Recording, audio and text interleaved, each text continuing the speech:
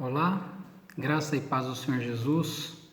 É muito bom poder estar com vocês novamente, compartilhando um pouco do que eu tenho aprendido nesses últimos dias através da palavra de Deus. Uma frase tem sido repetida nessas últimas semanas: eu não consigo respirar. Essa frase, ela é o pensamento e a sensação que as pessoas que estiveram ou estão infectadas com o coronavírus num estágio mais agressivo repetem, sentem. Eu não consigo respirar. A sensação de afogamento também é recorrente em muitos desses casos onde o doente ele não consegue mais respirar normalmente. Numa grande maioria dos casos, o respirador artificial é a única solução para que o organismo possa novamente fazer o oxigênio circular. E esse respirador artificial ele faz o papel dos pulmões para que as pessoas possam sobreviver, porque os pulmões estão comprometidos por causa desse vírus. Eu não imagino como é essa sensação.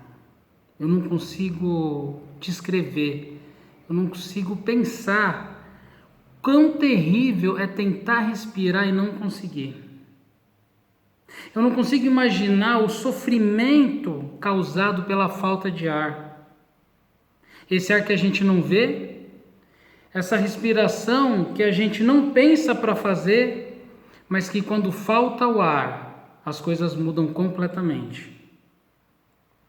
Desde março, quando o confinamento começou, quando o nosso direito de ir e vir ficou limitado, quando o medo do desconhecido tomou conta dessa sociedade, muito se falava que o mundo seria diferente, que as pessoas teriam outros valores, que nós iríamos amar mais o nosso próximo, que nós gastaríamos os nossos recursos só com o que vale a pena.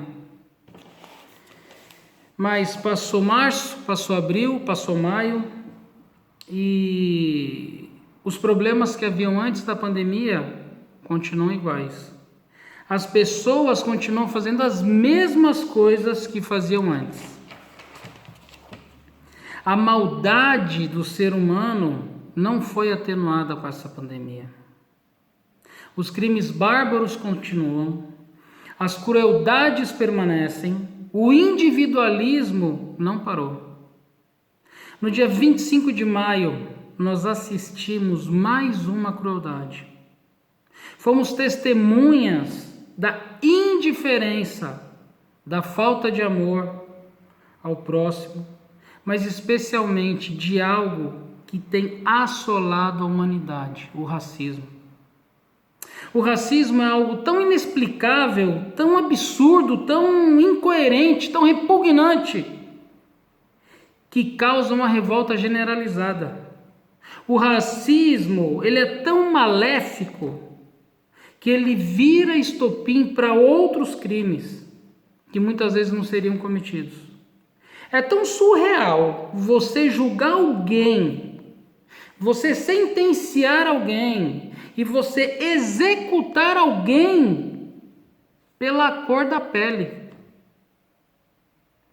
Isso mostra que o que está dentro, que é o caráter, a personalidade, os dons, o amor, não importa.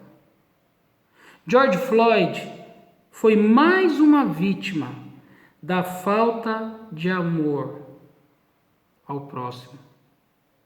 Da falta de amor ao maior dom que nós temos, que é a vida. E novamente, a frase foi repetida: eu não consigo respirar.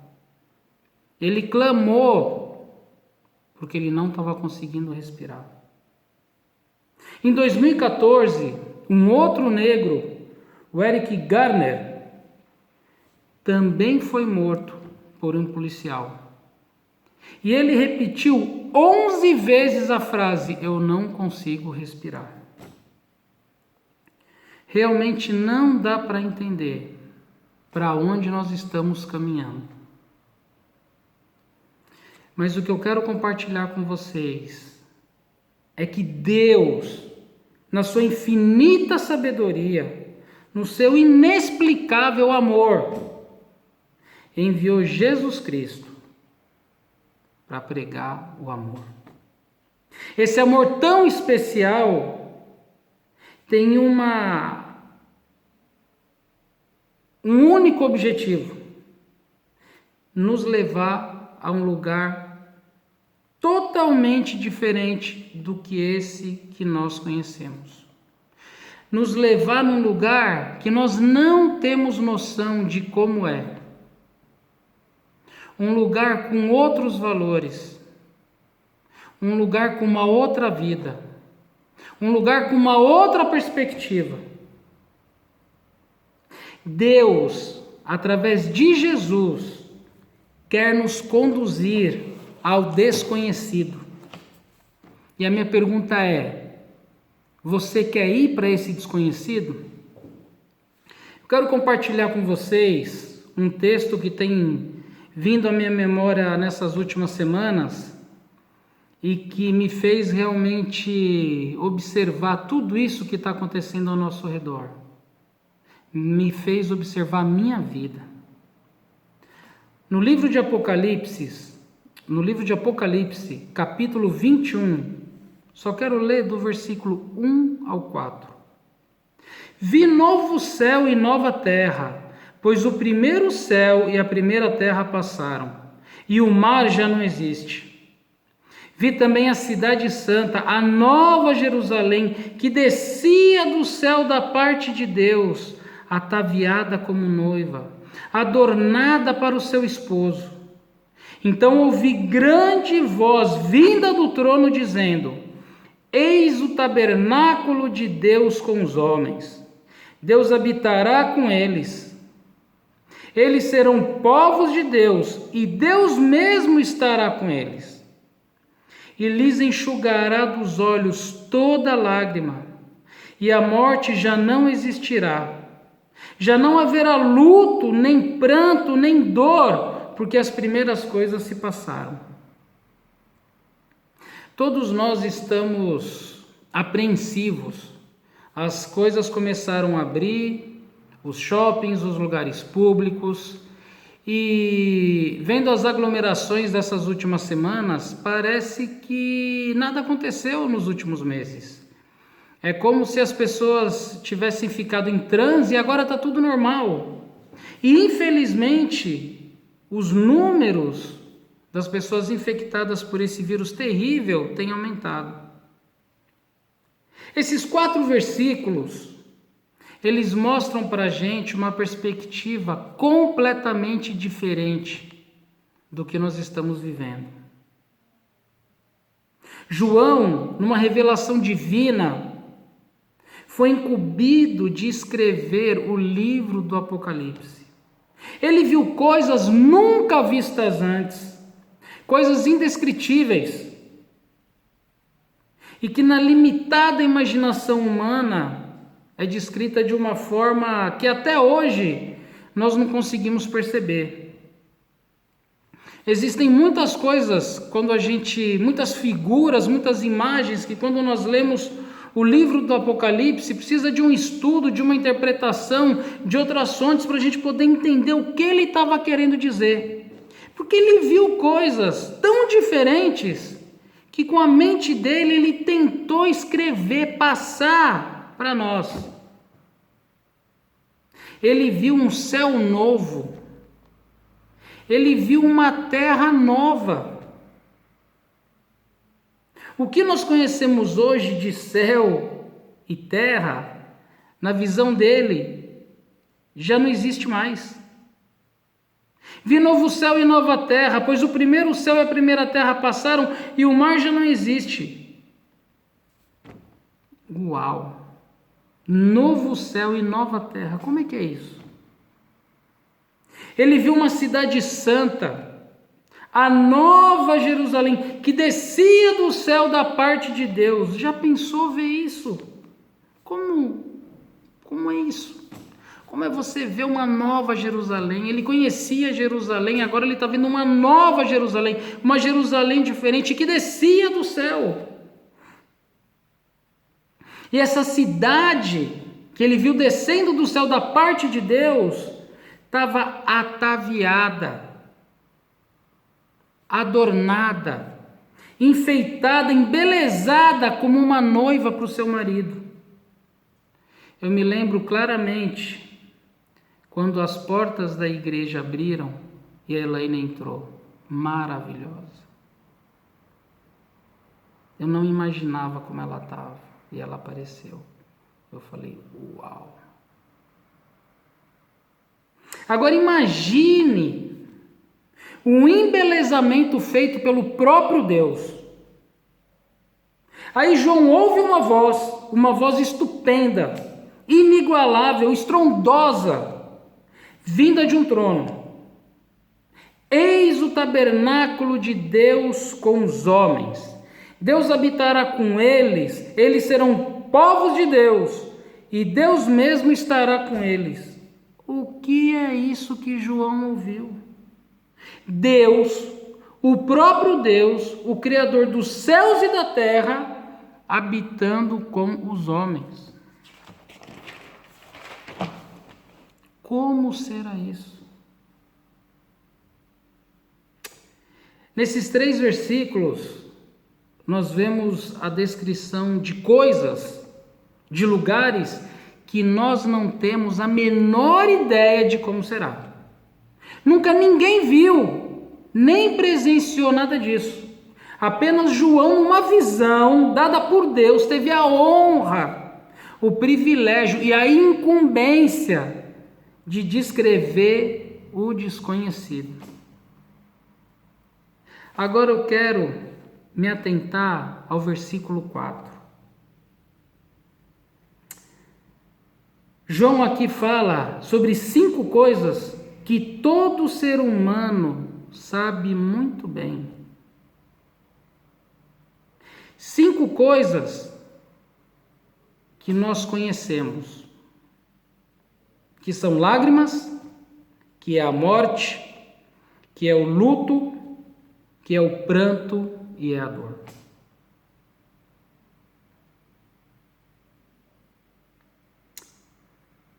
Mais interessante é que todo mundo, todo ser humano nos últimos 4 meses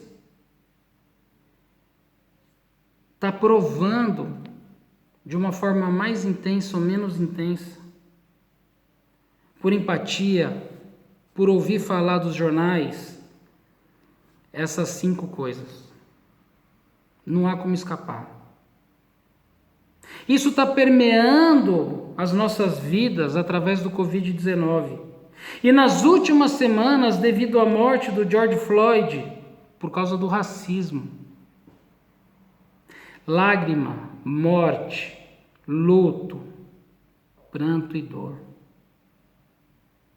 O que João descreve nos 3 primeiros versículos são coisas que nós não conhecemos e que existirão. É muito interessante isso.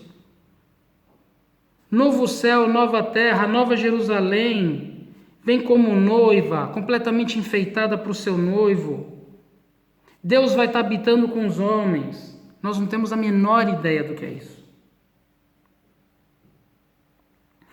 Coisas que nós não imaginamos, mas que nós iremos usufruir um dia.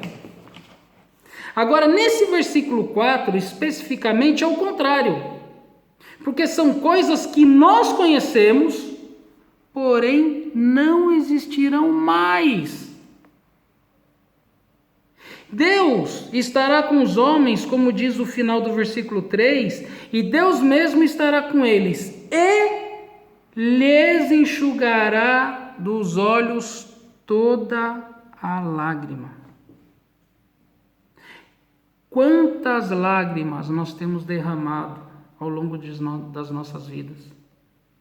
Quantas lágrimas nós ainda iremos derramar? Você está chorando hoje? E ele continua: a morte já não existirá.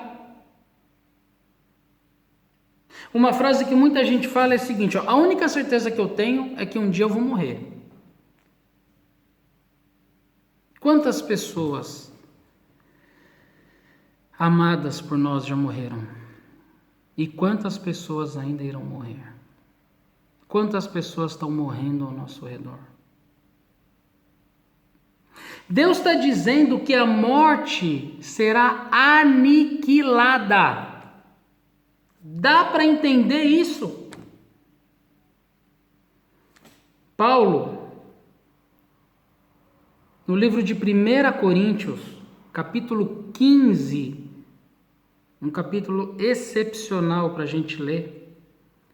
Só 2 versículos, os 54 e 55, diz assim: e quando este corpo corruptível se revestir de incorruptibilidade, e o que é mortal se revestir de imortalidade, então se cumprirá a palavra que está escrita: tragada foi a morte pela vitória. Onde está, ó morte, a tua vitória? Onde está, ó morte, o teu aguilhão? Não haverá mais morte, ela não vai existir. Não haverá mais luto. Quantas pessoas hoje estão de luto? Como é difícil a gente passar pelo luto. O luto, ele tem várias etapas. E o luto é um negócio estranho. É uma coisa que não dá para você entender direito. Você não consegue perceber direito as coisas. Eu lembro quando meu pai faleceu em 2014, foi um ano muito interessante porque eu fiz 40 anos, o meu pai faleceu e o meu primeiro filho nasceu. Então a minha cabeça deu um nó. E eu não pude ir para o Brasil. Então o luto é algo muito estranho. E agora com o Covid-19, as pessoas não podem nem fazer uma cerimônia direito. Não podem enterrar os seus entes queridos direito. Não podem fazer um velório. Isso, sem dúvida alguma, atrapalha o luto. Mas aqui, João está falando que não haverá mais luto. Não haverá mais pranto. Aquele lamento, aquele choro doído, que dói na alma, que dói no peito, aquela tristeza. E não haverá mais dor. Todos nós já sentimos dor. Eu estou sentindo uma dor nesse meu braço direito aqui, faz um mês que eu não sei se é o tendão, não sei se é porque eu estou pegando muito o Rafael no colo, porque a gente só está dentro de casa, não sei o que é. E a dor física é uma coisa muito interessante, né? Porque ela é um alerta para nós que algo está errado no nosso corpo. Mas também existe a dor da alma. Tem muita gente que sofre por causa da depressão. Uma dor profunda, inexplicável, mas que consome a vida das pessoas, que faz as pessoas tomarem atitudes que elas não tomariam se elas não tivessem depressão. Uma dor no fundo da alma, inexplicável, terrível. Mas Jesus Cristo, Ele quer mudar tudo isso. Interessante que Jesus fez uma oração, dentre várias, mas eu quero ler uma oração que Jesus fez, na verdade só um pedacinho de uma oração fantástica que Jesus fez quando Ele esteve aqui na terra, que está em João 17, do versículo 3 ao 5. Diz assim: a vida eterna é esta. Jesus estava falando com Deus, olha que incrível. Que te conheçam a ti, o único Deus verdadeiro, e a Jesus Cristo a quem enviaste. Eu te glorifiquei na terra, consumando a obra que me confiaste para fazer. E agora glorifica-me, ó Pai, contigo mesmo, com a glória que eu tive junto de ti, antes que houvesse mundo. Jesus faz essa oração para Deus, para que todo ser humano conheça a Deus, o Criador, através de Jesus Cristo. Meus queridos, Jesus não está mais na cruz. A cruz está vazia. E não está vazia porque a cruz da nossa igreja a gente não colocou nenhuma estátua ali. É porque ela está vazia mesmo. Não há mais ninguém pendurado nela. Jesus morreu, isso é um fato. Foi sepultado, é um fato. Mas ao terceiro dia ele ressuscitou. E ele apareceu para um monte de gente. Isso é fato, tem relatos. Para nós desfrutarmos de algo desconhecido, algo que nunca vimos, e deixarmos de sentir as coisas que conhecemos bem, descritas aqui nesse versículo 4: lágrimas, morte, luto, pranto e dor. Nós temos que reconhecer quem nós somos, mas acima de tudo, reconhecer quem Jesus Cristo é e o que ele veio fazer aqui na terra.